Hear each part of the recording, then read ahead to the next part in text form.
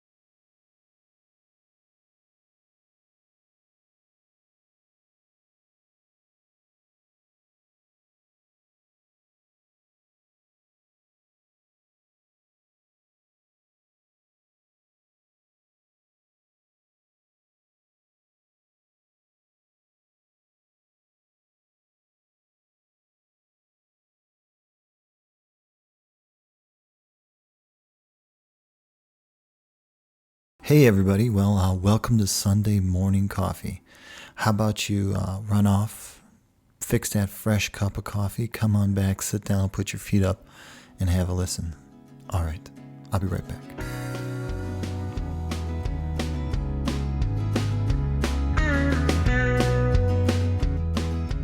Well, welcome to Sunday morning coffee. My name is Isaac the boot guy from YouTube. Now, today's podcast might be in a different direction and might be going in a way that most of you would have never thought that I would go. Judging by the title, which you've already read, is Three Madmen. I'm sure you're wondering what that's all about. I'm sure you're trying to say, what the heck's going to happen here? Well, let's just lay it out there, shall we? So, I feel that these three men that I'm about to talk lightly about, that they have a lot to do about changing, that they have a lot to do with just changing the climate and the environment of modern contemporary thought, especially when it's applied to the whole universe of the internet. So the three madmen are, one is Alex Jones, which I'm sure a lot of you guys are familiar with. If not, I'm sure a lot of you guys are fans of, if not for actually liking what he has to say and do, maybe just for watching him completely just fall apart and go nuts. The other madman is Anton LaVey, which, okay, if you're about to stop listening to this podcast and you're going to cross yourself and say, oh my God, the boot guy's going off the deep end, you're not far from right. I mean, you're not right, but you're not far from right. Anton LaVey is better known as the Black Pope or the leader of the Church of Satan. And then we come to Billy Meyers. Now, Billy Meyers is, in my opinion, probably the most influential person in the ufology community, mainly because who he has inspired and who has pulled from his body of work, whether it be beneficial to the furthering the study of extraterrestrial beings and their presence here on Earth, or whether it's just beneficial as fodder in order something to add fuel to the fire, to the cannons of laughter. So now that you know who my three madmen are, what do you say we take a little break and we'll come back and we'll start the show with madman number 1. So I was introduced to our first madman, and that is going to be Alex Jones, through a small little movie that not a lot of people have seen, but yet people who have seen it, it's always a good conversation. That movie was called Waking Life by Richard Linklater. Now, the movie came out in 2001, and I actually saw it October 24th, 2001 at the Music Box. The Music Box is a small little art film theater in Chicago. Small for some, huge for others. In some cities, they don't even have art theaters. In some cities, they don't even get to see some of the movies that the Music Box shows. But they were playing the Music Box for a week, and it was right after the September 11th bombing, September 11th, 2001. So the whole climate of everything that was going on, everybody was recessing back into themselves and trying to figure out just who they were and what it is that they believed. And Waking Life kind of opened up a lot of people to philosophy and just thinking about philosophy in the right way. For me, it introduced me to this guy, and this is what I heard. Death and taxes. Don't talk about politics or religion. This is all the equivalent of enemy propaganda rolling across the picket line. Lay down, GI. Lay down, GI. We saw it all through the 20th century. And now in the 21st century, it's time to stand up and realize that we should not allow ourselves to be crammed into this rat maze. We should not submit to dehumanization. What a bunch of garbage, liberal, Democrat.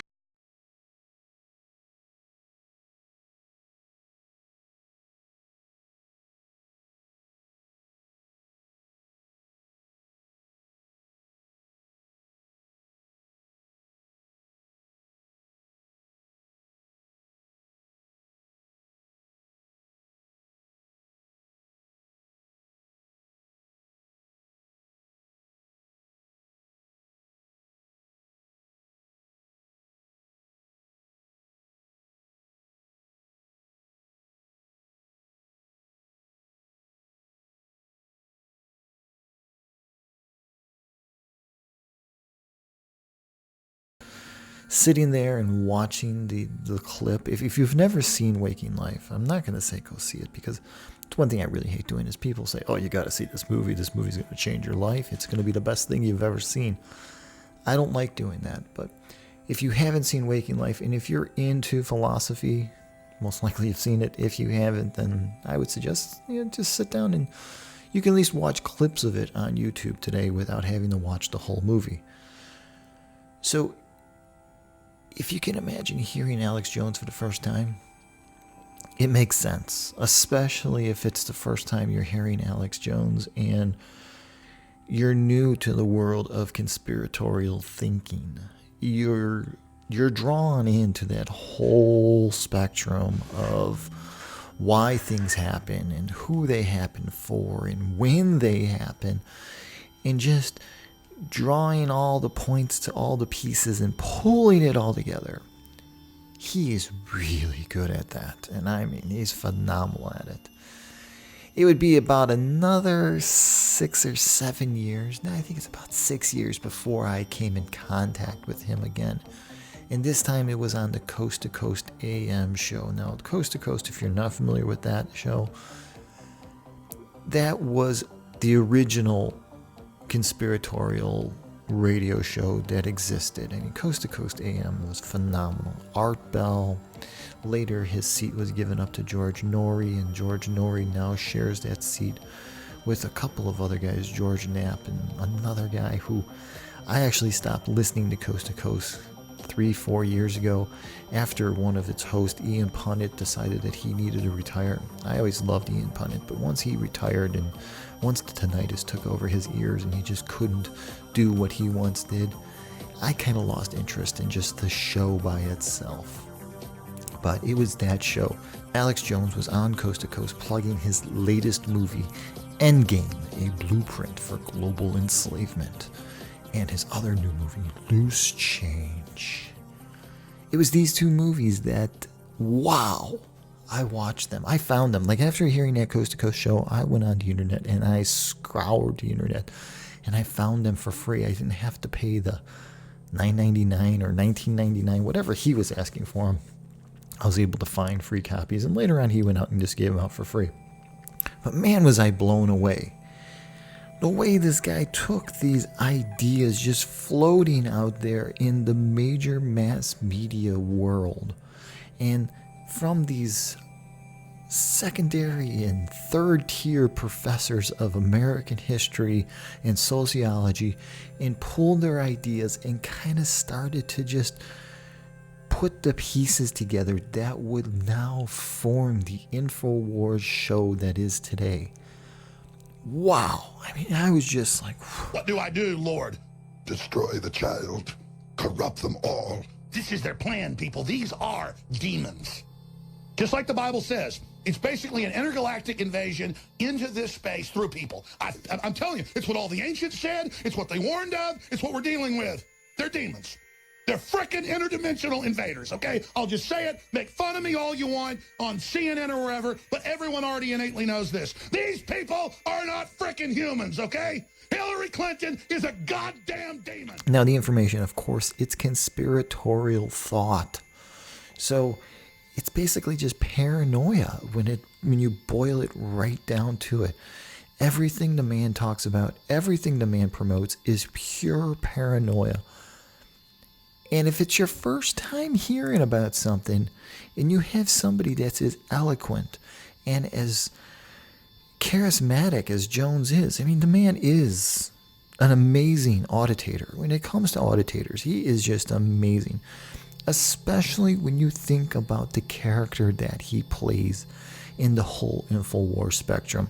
He plays this right-wing American left-brain thinking character. That's what he is. For people who like to argue that point and say, oh, no. This is him. This is what he's passionate about this. Just listen and watch his show. I only need to point personally. In order for him to fall into the category of madmen for me, I only need to point to basically every charismatic preacher that has come to the forefront in the last 100 years. And you can put that across the whole spectrum of all preachers out there, whether it be Baptist, evangelical, any of them, all the charismatic preachers, all the ones who have proven to be less than what they were trying to promote. Jones is just that. He's fallible. And he is a character. He is a character actor. Now, do I even need to go over all the craziness that has spewed out of his mouth and spewed from his organizations over the last 10 years? I don't think I do. With it being 2018 and it being 10 years since Endgame and Loose Change were released to the public, he's since made one other movie, I believe it was called The Obama Deception, and right after that film, he just stopped making films because he realized that he built a brand. The brand of Alex Jones, the brand of the InfoWars, and he could put his stamp on almost anything, and there would be a class of people behind him to give him his money. I know your mustache is cool. You got little gold frame glasses. You scare me so bad. You scum! Scum! Nothing against mustaches, just all these cops are a little homoerotic gang of mustaches. You should understand this is all about wearing mustaches and acting tough. I mean, it's literally a big joke. It's like a 5-year-old dressing up in an army outfit. These are children. Now, how do I think that Alex Jones has completely changed the climate today? Well, for one, there are 1 million plus videos out there, 1 million plus radio shows, 1 million plus podcasts that are solely dedicated, and I don't mean to currently producing that many shows weekly, but I mean in the whole accumulation that are dedicated to ideas that he has brought out in front of people. Just the pure idea of global enslavement through a corporatocracy is just outstanding. I mean, just the whole tying it all together, just saying, listen, by you buying Duracell batteries, you are now a slave to any product you ever put those batteries into. By you buying a product that requires a battery, you have been enslaved, not only through your mind, but through your body and soul. And that's why he's one of my madmen. In a way, it's genius. In a way, the way he has built this character, it is genius. And there is a huge backlash fighting him today. The new anti-Alex Jones liberation front that is happening, the liberals in the media, the right-wing people in the media who just don't want any part of him controlling their public, because their public is their dollars, and their dollars are the numbers that keep them going. So, Alex Jones is madman number 1. So my madman number 2, and I really don't have that much to say about him from a personal standpoint, since I'm not really a big follower of his. And that's Anton LaVey, the writer of the Satanic Bible, the leader of the Satanic Church, or the deceased leader of the Satanic Church. And the reason why I say I don't have much to say about him is I'm not really into any of the evil stuff that is contributed to Anton LaVey and the Church of Satan. But what I can say, and the reason why I put him into this category as 3 madmen, is he's always being brought up, or the church that he founded, the Church of Satan, is always being brought up in the certain circles that exist there into the Christian side of the internet, mainly in this whole new spectrum of YouTube and video viewing, and using YouTube as the new educator of the world. I mean, that's what it's become. It's become the city college that we all have at the That's what YouTube has become. It's become the city college that we all have at the fingertips. It's the community center. It's where we go when we need information. And so I throw him into this category of these 3 madmen, mainly because people use him not only as a scapegoat, as saying like, oh, he's so evil and he's leading young girls to whatever, and he's sacrificing animals, and he's done none of this. This isn't the philosophy of the church. But he is the perfect adversary for people who want to tell you that they're doing good. Now, yeah, sure. Okay, so when you think about the world of these conspiratorial type people, they all have to throw in the word satanic at some point, and they all have to point the finger at the Black Pope, which is what they call Anton LaVey. And so by them doing that, they give him power, they give him energy, even beyond the grave. They're still giving the organization power. Now, the organization now is fronted by Peter H. Gilmore, who, if you spend any time watching Peter Gilmore's videos, he seems like a pretty nice and level-headed guy who's really got a good head on his shoulders and is really pushing for equality in the world, more so than most people who are trying to take away our freedoms. I think he's trying to promote our freedoms. Now, does he do it in the same classic sense as most people? No, he's got this other whole shtick going on, this whole other thing. But people use LaVey, and people use that satanic thing to give their issue power. And there's no real reason why they choose to use something like that, why they choose to talk about it in that sense. I guess I've always been fascinated by the sordid, by the sleazy, by the seamy side of life. It's led me into professions, into occupations, into things like the Church of Satan.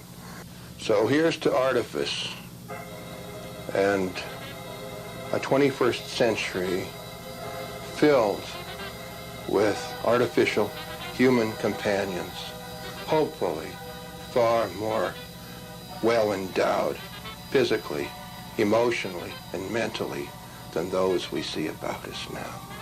So that brings us to Madman number 3. Well, Madman number 3 he's fun. So Madman number 3 Billy Meyers, Eduardo Alberto Meyers. I didn't mean to add a Spanish accent to that. He's a Swiss citizen. He's German, and so I guess I should have added more of a German accent. But I don't do a very good German accent without sounding like, a World War II Nazi type person. I just don't have a good German accent. I guess that's just me. But Billy Meyers, Madman number 3. Now, why am I adding this goofball to my Madman number 3? Why am I even adding him to the whole thing that I'm doing here? I guess because he just really has opened up a lot of people to ufology that would have been not present to it. I say this mainly because of Chris Carter. Now, the main reason why I even love any of this topic and I listen to any of this stuff is because I loved The X-Files. The X-Files was one of my favorite television shows when I was younger. As I've grown older and I'm an adult now, I really don't care for them. I tried rewatching them when they put them on Netflix. I tried going through all the seasons and whatnot, and they're just way too slow for me now. But when they were in syndication, when you would sit around for 7 o'clock on a Sunday night to watch the new X-Files, yeah, that was something I loved. And the X-Files, Chris Carter was using one of Billy Meyers' photographs in order to make the I Want to Believe poster that always sat in the background of Mulder's office. And what we all came to know is that's the X-Files poster. Now, Billy Meyers, this guy, he is a complete one-armed nut. I mean, you don't get any nuttier than this guy. He believes that he's been visited countless number of times over the years by aliens. He believes that they sit down, they talk to him, they explain all this stuff to him. They take him on their ships, they fly him out. He claims to have photographs of Mars, that they flew him around Mars. Kind of like when you have a relative coming in, let's say from Florida, and you have them coming into Chicago. You throw them in the car and you drive them downtown, you drive them past the museums. Oh, yeah, there's our museum. And you start pointing out stuff to them. You don't get out of the car with them and walk around the museum. You just point out stuff to them. Like, here you go. You can see this. You can see that. That's what Billy Meyers says that they did with him when they took him up into space. Now, the guy's been in space. The guy was on a spaceship. What? Madman. Completely crazy. So he just waited, and then a lady from the stars stepped out. As Billy sat under the tree that day, talking with Semyasi very casually, he couldn't help but notice just 100 meters away the gleaming starship that she had just arrived in. He had to ask, how does that thing work, and how long did it take you to get here? Well, Semyasi replied, we call them beam ships. My love for his insanity runs about as deep as my love for the insanity of Alex Jones. It really does run deep. And I have listened to and watched every single thing I could find on this guy, because I wasn't looking for him to be right. I wasn't looking for his photographs of UFOs, and I will get to that.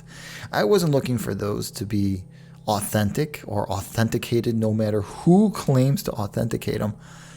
I was just amazed at the way this guy put all of this together and the amount of time over the years that he put all this stuff together.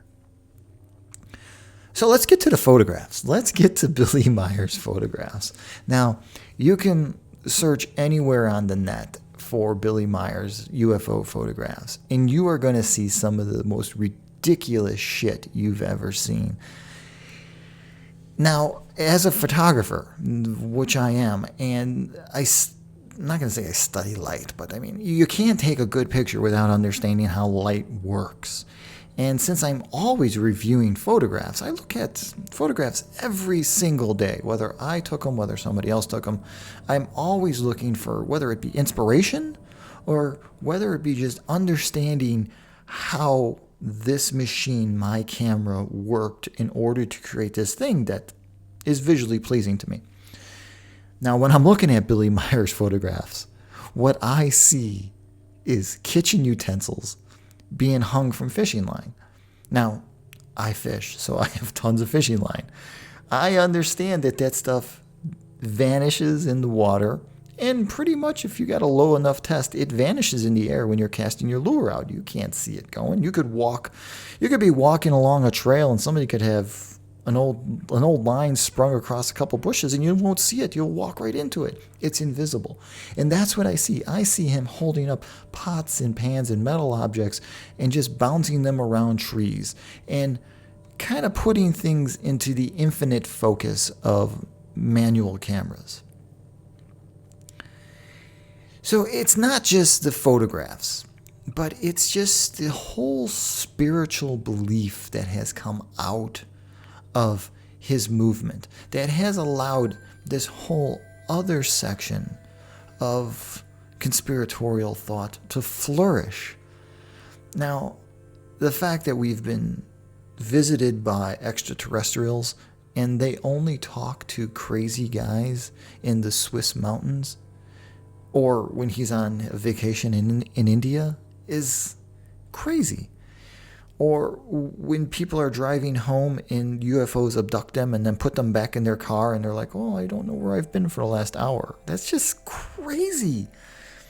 The whole idea of people from space having nothing better to do than to take us up into their spaceships and probe our buttholes is just crazy. And then there's people like Billy Meyers who are completely feeding this stuff back to people and spoon feeding it and shovel feeding it back to people. He's got a website that has his books for sale. And his books, I mean, I've never read one. I've never had the chance to have a Billy Meyers book in my hand. And it's probably a shame that I've never read one. Maybe it's not a shame. Maybe it is a shame. I don't know. Maybe, you guys tell me. Is it a shame that I've never read a Billy Meyers book? I mean, I would imagine it's just a big waste of time. And on his website, he's selling this stuff. And everybody has something to sell. All three of my madmen. And I guess that's the thing, is all three of my madmen have something to sell you.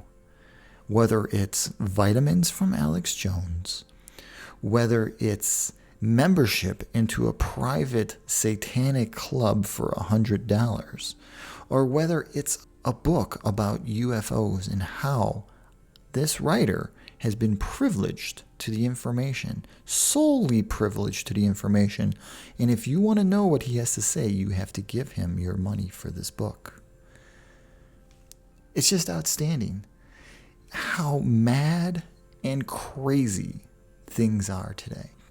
Now, what makes all this stuff wonderful is that we have a platform in order to ingest all this today, a free platform. We have a place where we can go and make up our minds of whether or not we want to believe in any sort of philosophy or in any sort of thought and idea today. We can freely believe. We don't have to be forced to believe anymore. It isn't like 60 years ago.